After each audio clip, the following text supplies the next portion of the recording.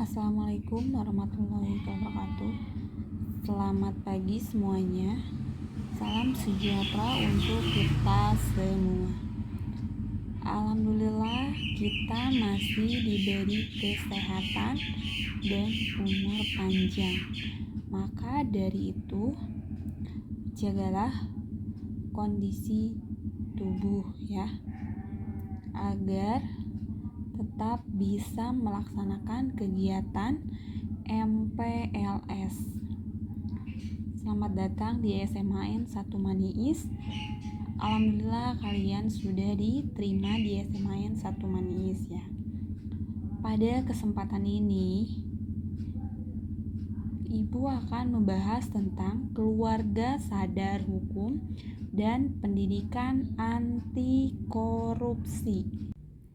Kesadaran hukum.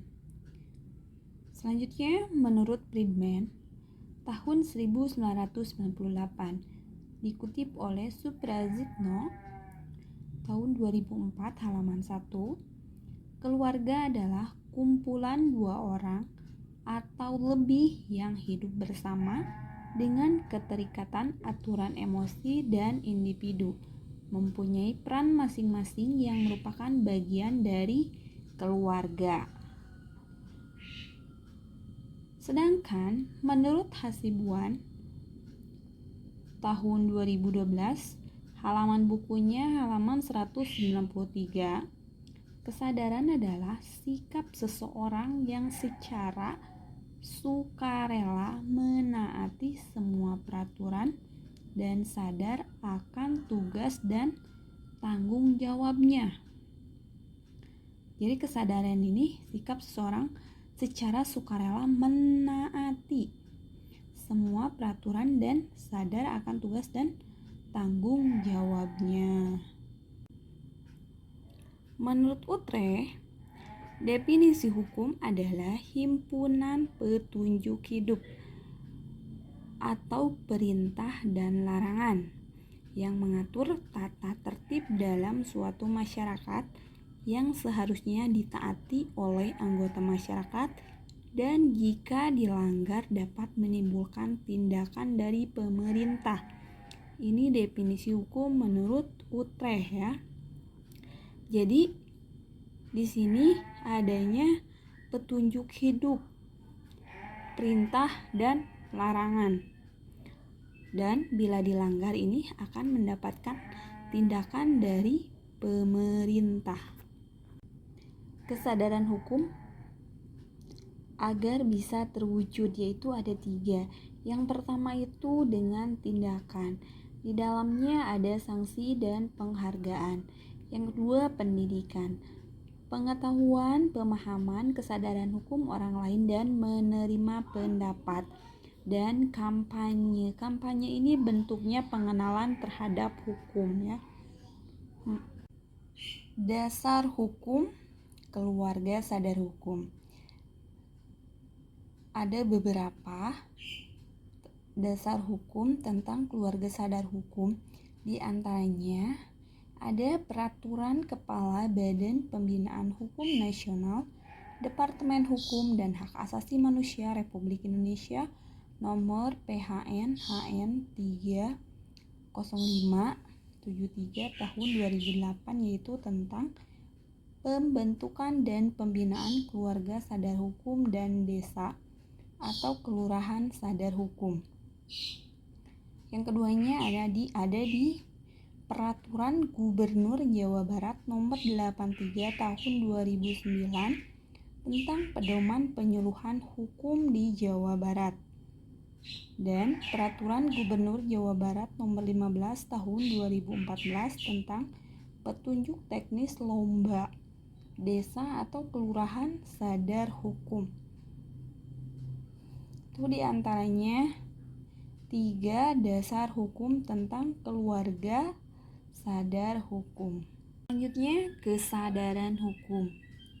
Kesadaran hukum adalah nilai-nilai yang hidup di dalam setiap aparatur dan masyarakat dalam bentuk pemahaman dan ketaatan atau kepatuhan terhadap norma hukum dan peraturan perundang-undangan.